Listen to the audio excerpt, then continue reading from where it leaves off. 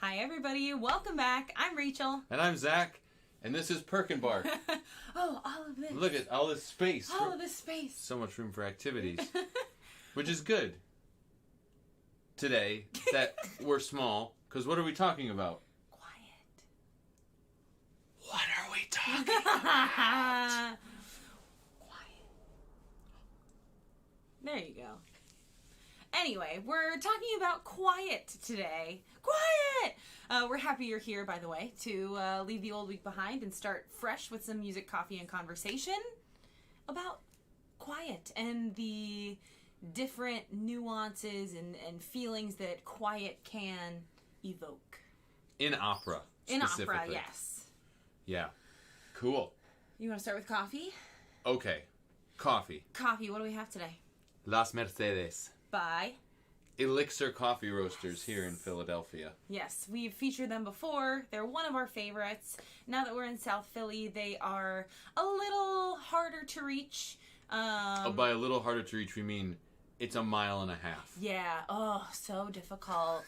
So clearly... Instead of we 3 still blocks. get it. Yes. This one we brewed in the quietest method. The French press. So if you remember from Friends, that episode with Ross when he moves in with Joey and Chandler, he's like bringing the volume down. Well, that's the same motion as the French press. So there you go. Can you tell I have a lot of issues with quiet? Can't do it. I can't do quiet. The other thing that's sort of not quiet exactly, but less is more about, ooh, that's really good. That's less is more with this coffee is we found that with the regular 1 part coffee to 16 parts water, it's weak tasting. So, less is more. We just put less water in. And it changed everything. And I think that depends, though, from variety to variety. It does. So this we had one... to do experimenting, yeah. Yes, this one's more... It even says it has... what are the tasting notes? Black tea. Yeah, Assam tea, blackcurrant, and brown sugar. So relatively lighter flavors as opposed to maybe when you get that like syrupy chocolate or even lemony, like an acidic. Ethiopian coffee. Right. Yeah. It's sort of very mild. Yes. On all fronts. Yes, this one is from El Salvador. So there you go.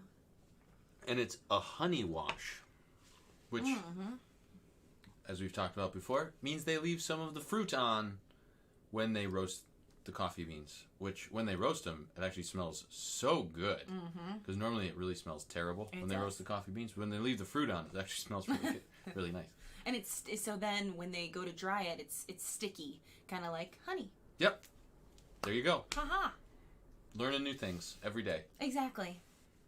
So what do you want to sing first? Do you want to sing first? I'm going to just sit in silence for a while, and that I'm going to sing John Cage's 513. Is that what it's called? 433. 433. Oh. Been out of grad school for a while. Yeah. It's been a minute. Yeah, I am not going to sing. I'm not going to perform for you 433. What do you want me to do first? Do you want me to go first? Clearly we didn't do the order, right? We didn't. But we have some different things to say about quiet.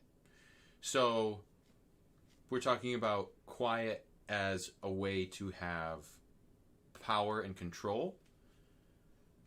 Quiet as a way to contrast with things that are loud. Quiet as a way to show remembrance and like not being in that place and time. Quiet anger. So I think, which one do you want to start with? Come Escolio? Yeah. Okay. There you go. Quiet anger and the Quiet contrast, anger. right? Yes. So I've sung this piece before. Come Escolio is from Così fan tutte by Mozart, and this happens. It's such a crazy plot. I mean, not really. What it boils down to is my character, Fiordiligi, and her sister, Dorabella, their companions, their lovers, decide, oh, we're going to play a little joke on our women and switch places. But they're not going to know it's us because we're going to wear mustaches and put on hats. Now, I don't know about you, but if Zach put on a hat and a mustache, I would still know it was Zach. You know? I don't know. Mozart would disagree with you. He would. But, you know, he's not around to, It's to true. defend himself. Anyway, so this is, in Come Scoglio, Fiordaligi, she's angry that these men are trying to disrupt and corrupt her sister and herself, and their virtue, because they're I know. So she's upset. How dare you try to mess with that? Like, I am like a rock, come scoglio. Like, I will not be moved. But she's also a Like lady. a Chevy commercial. Like a rock. There you go. So we're getting on a tangent here now. So normally this role can be played in a very strong way. It's anger. She is self-righteous and very strong. And oftentimes, if it's done that way, Fiordaligi is cast as the heaviest, loudest singer on the stage. And this is not an easy or a light sing by any stretch of the imagination. It's a pretty lengthy aria, and it kind of spans Fiordaligi's range, for sure. But in playing with this, if you sing it more quietly, then it makes those bigger moments, those more fiery moments, even that much more vibrant. So I'll do it both ways. I'll do it in a more forceful way first, outward anger, and then I'll do it in a more seething, simmering anger. So here it is, Come Scoglio.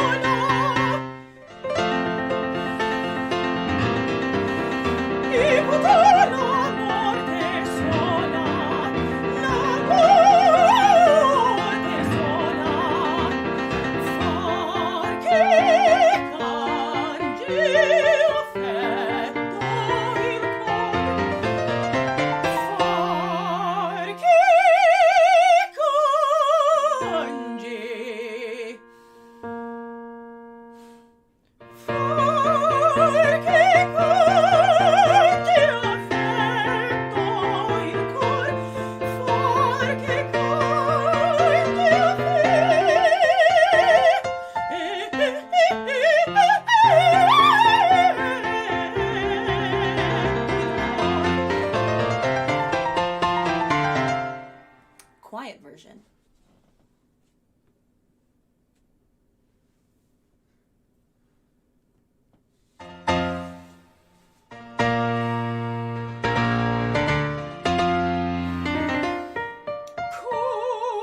Come scoglio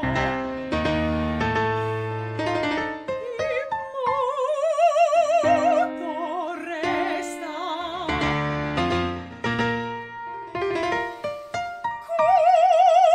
contra i venti e la tempesta e la tempesta.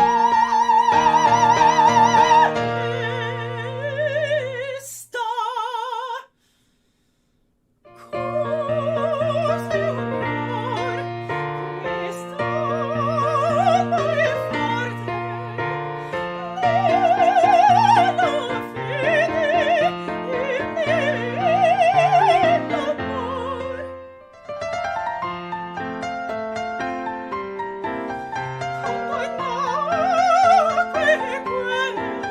Quella face che ci piace e ci consola.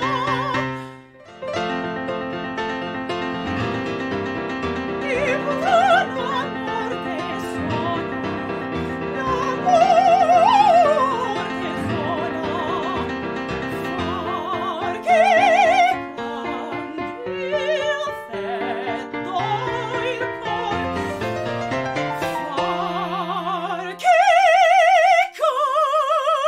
cangi, far che cangi affetto il cor, far che cangi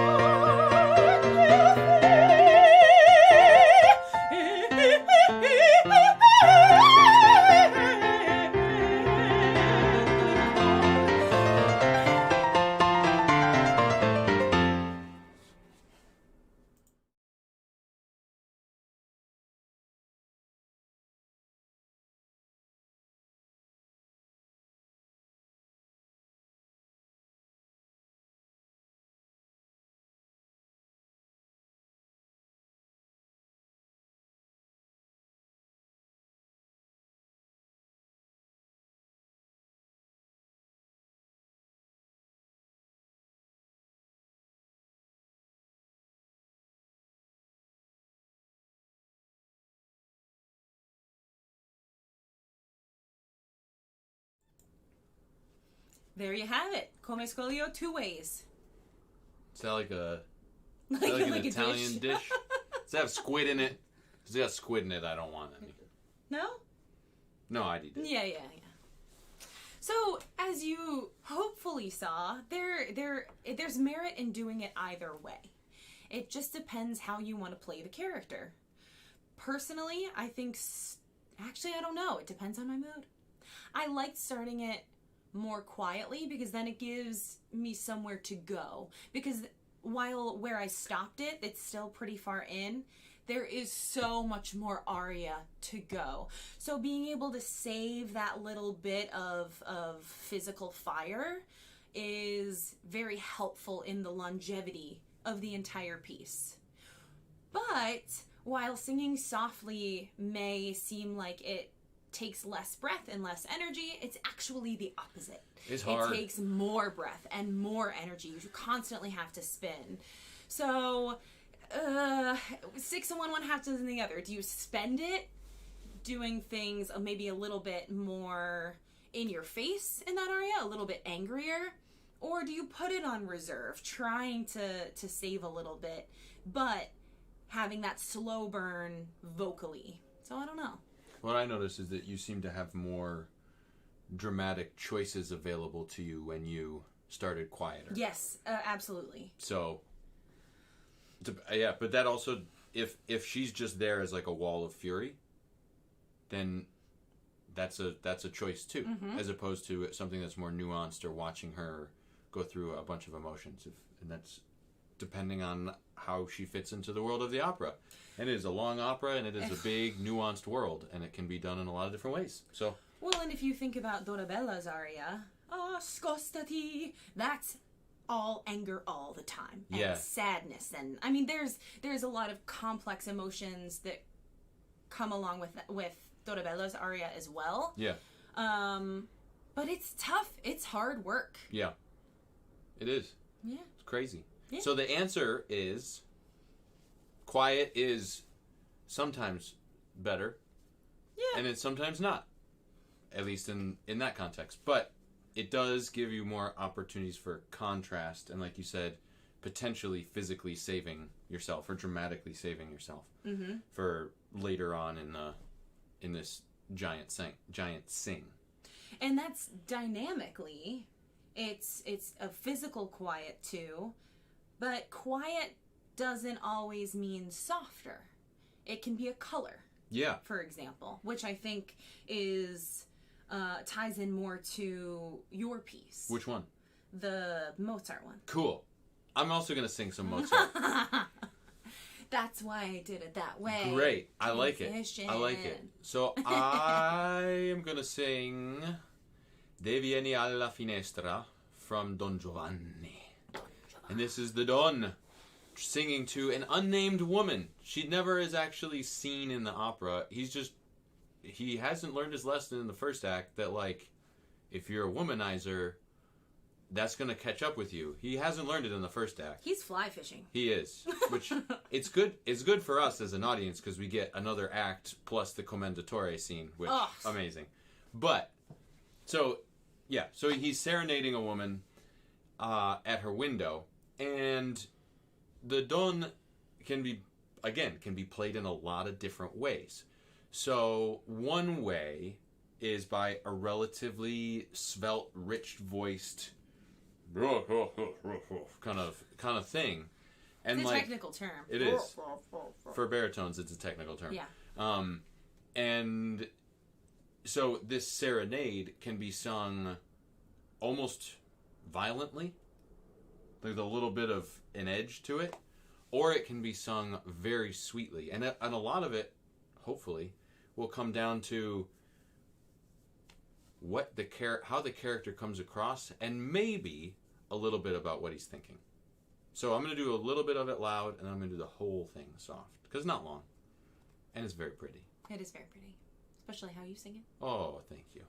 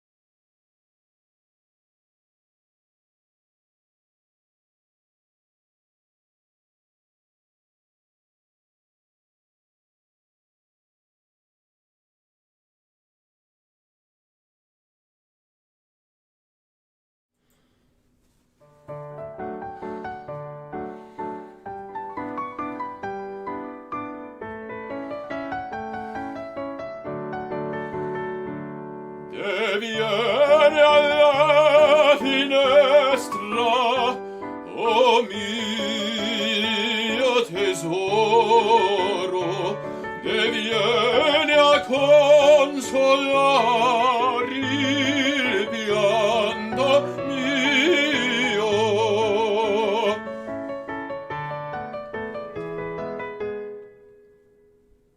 I'm only doing a little bit of that one because I don't really like doing it that way.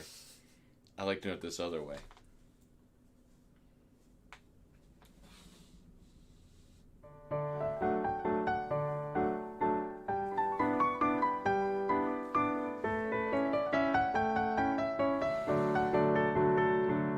Te viene alla finestra, oh mio tesoro, te viene a consolar il pianto mio.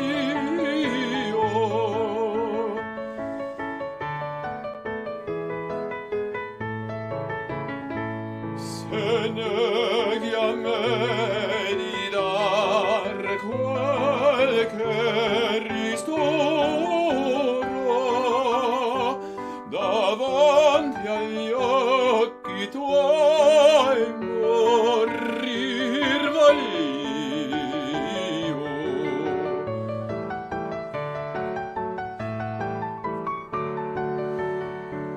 Tu con la bocca dolce più che il miele, tu che il zucchero porti in mezzo al cuore.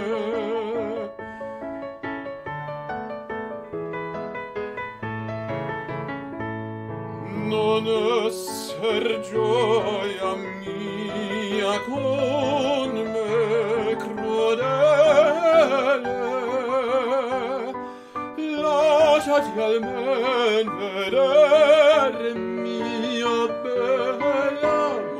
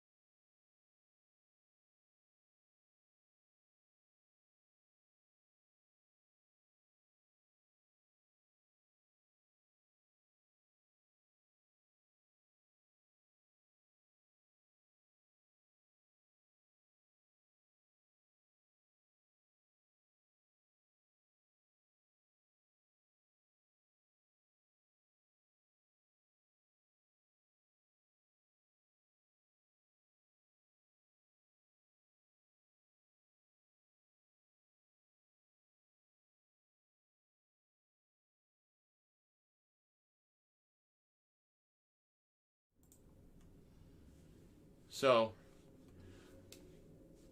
yeah, I don't like singing it big.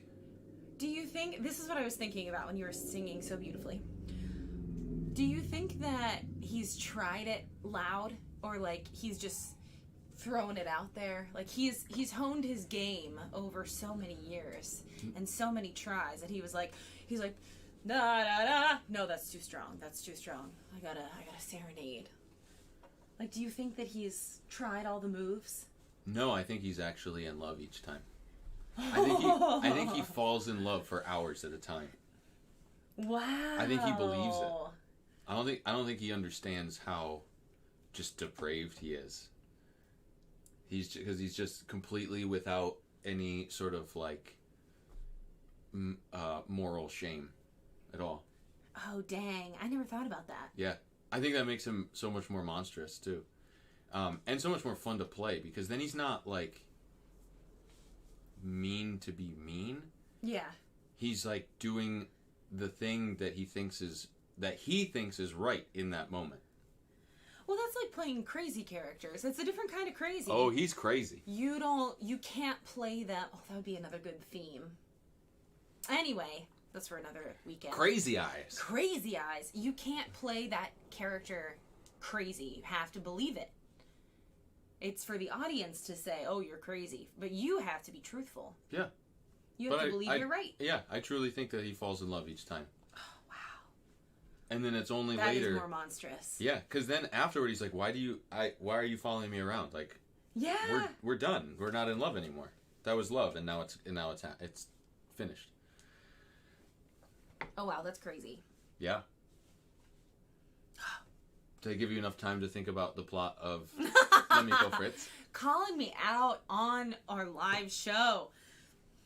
Jeez. I did it. Well, no, it did not. But the next piece I'll be singing is Son pochi fiori from L'Amico Fritz. Here's some flowers. Here's some flowers, yes. From The Breath of April. Actually, I have a funny story about this aria. So I sang it on, I may have told it on the air before, I don't remember. Goldfish. But anyway, I sang this song for my senior recital in college years ago. And my friend SJ was helping me with memorization.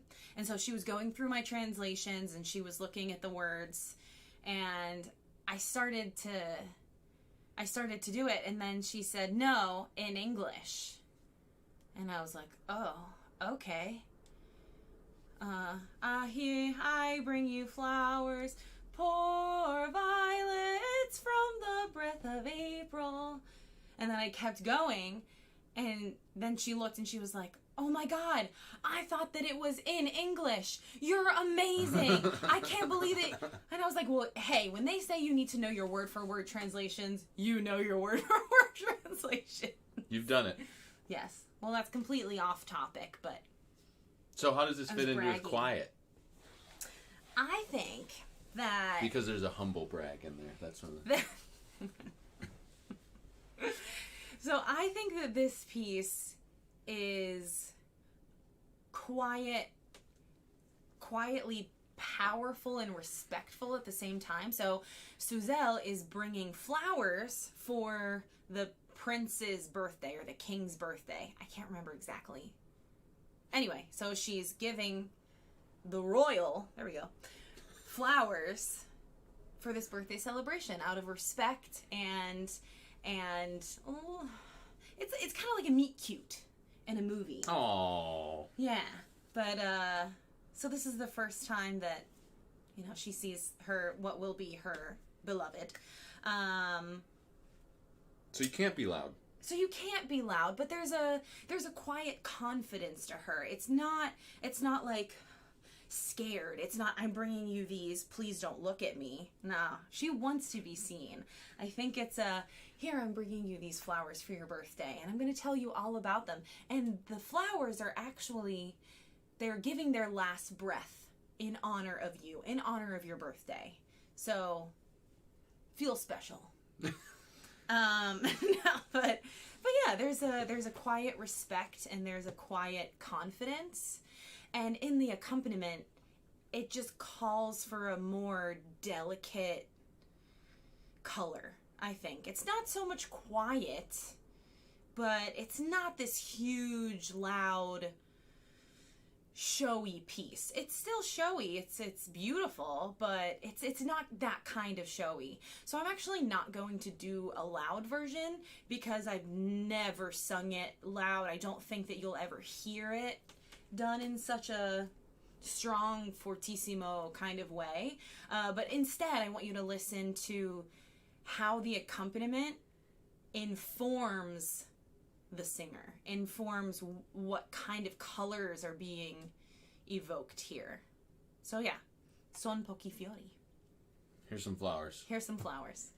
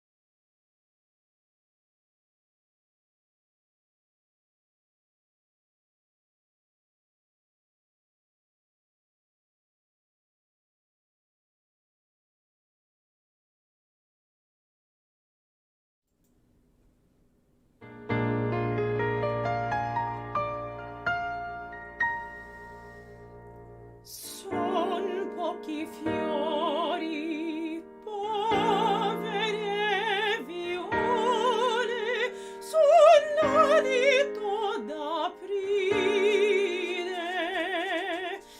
dal profumo gentile, ed è per voi che le ho rapite al sole. Se avessero parole, le udreste mormorar.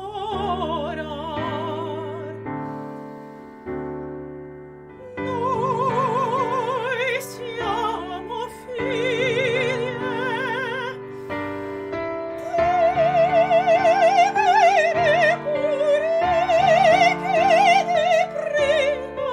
primavera, siamo le vostre amiche, moremo questa sera e saremo felici di dire a voi che amate l'infelici. Il ciel vi possa dar tutto quel bene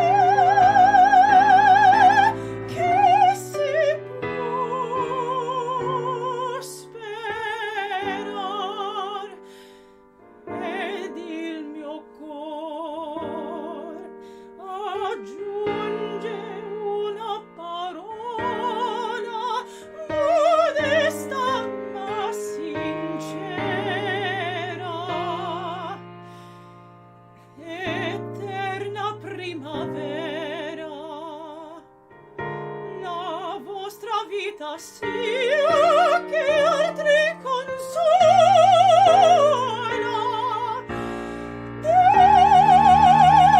Vogliate gradir quando vi posso offrir.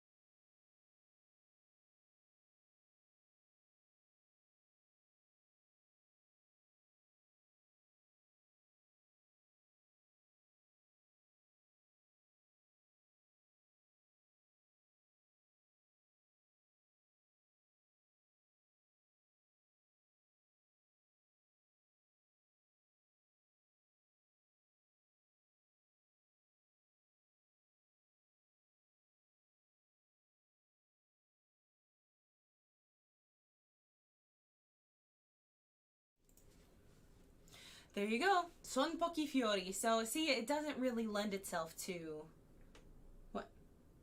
Son pochi. pochi.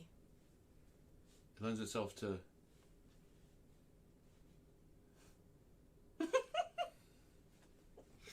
I married you on purpose.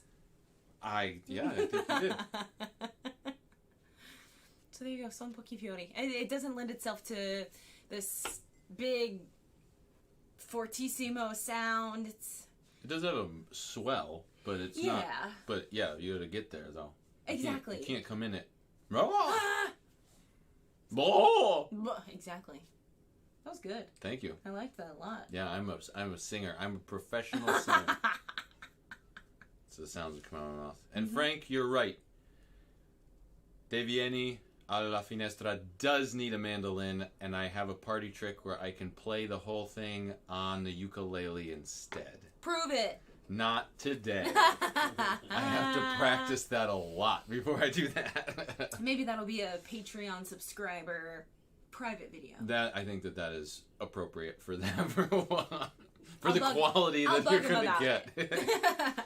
Man. Well, you do Anyway. have one more, right? I do. What are you gonna close this baby out with? Creepy quiet. Creepy quiet. Yeah, there's a lot that I can say about the role of quiet in this aria. How Benjamin Britten manipulates the voice into different registers and then asks you to do that quietly. And the colors that he allows you to get out, because it is a chamber opera. If anybody out there knows maybe what we're talking about, but this is within this frail crucible of light from the rape of Lucretia. This is the moment leading up to the rape where the Tarquinius, the ruler of Rome, one of the early kings of Rome, prehistory technically, he consolidated power by sleeping with other people's wives. So the rape and other people with power, other women who embody power. So it's not a rape in the same way that we would think of modern, but it is a rape in the sense that he is violating a social contract with this desire and then the action as well. So and the aria is so beautiful. It's so strange to put these two things together. Yeah, and then Benjamin Britten writes this. He writes the music to this beautiful libretto in such a way that you hear different qualities of voice, and he requires different qualities of voice in different registers. The whole thing is relatively low for a baritone aria, but it has these weird moments where he's asking for strange colors and stuff. You'll hear it. It's wild. And to think about what's going through Tarquinius's head as he does this, as he contemplates what's about to happen. So he's standing there in the room over Lucretia as she's sleeping, lighted by a single candle. That's what's happening here. The stage is quiet. Oh yeah. And it's real creepy. So, in honor of our upcoming holiday, here we go. One of the creepiest arias in all of opera.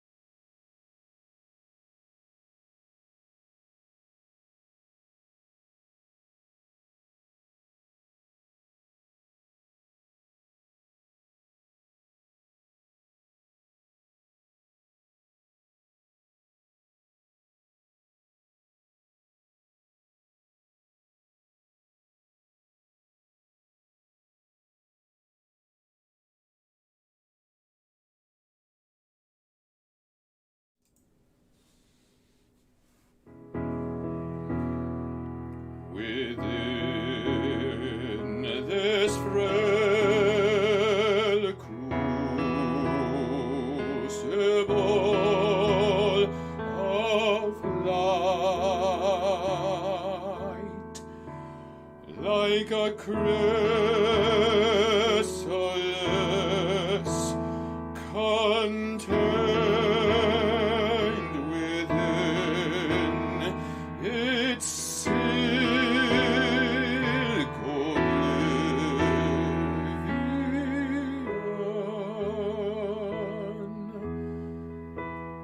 How lucky is this little light? It knows her nakedness, and when it's extinguished, it envelops her as darkness, then lies with her as night.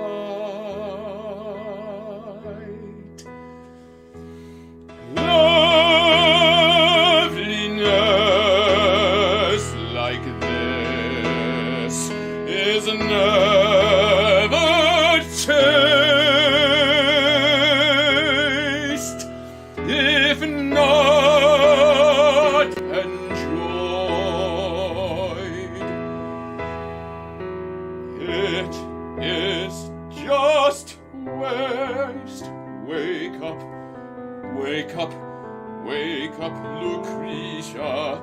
Wake up, Lucretia. Wake up, Lucretia. Wake up, Lucretia. Wake up, Lucretia. Wake up, Lucretia, wake.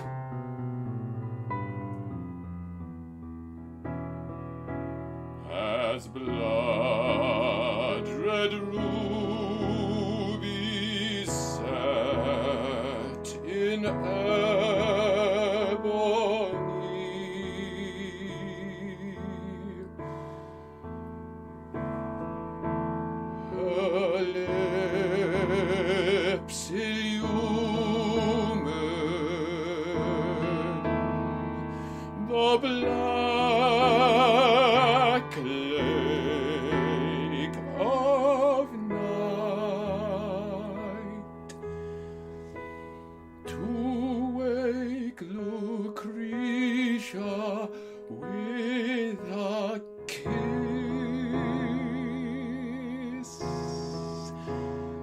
would put Tarquinius asleep a while.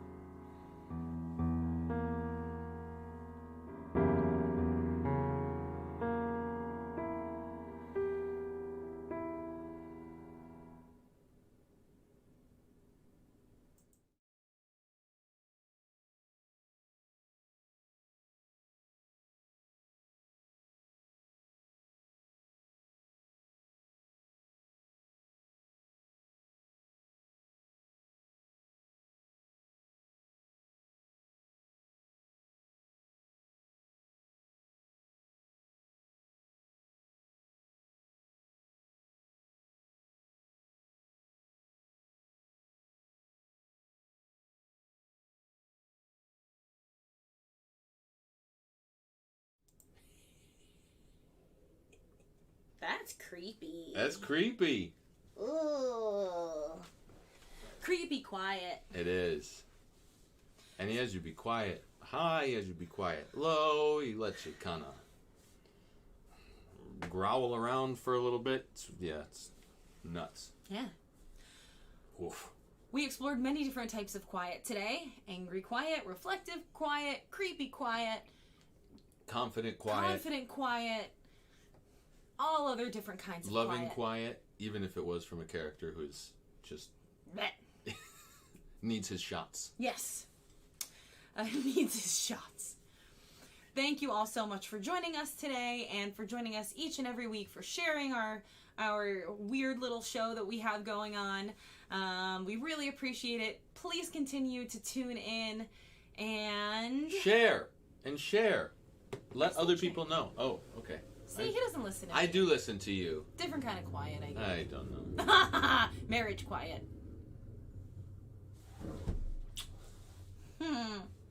So thank you again to our Patreon subscribers. Thank you for tuning in. You said these things already. I did. We will continue drinking our coffee. You'll continue drinking yours, and we will see you next time. Yes. Not next time, yeah. Next time, yeah. Next week is my birthday, so So it's going to be a little might not different. see ya. Yeah. But we'll see. Yeah. All right, friends. Thank you. See ya.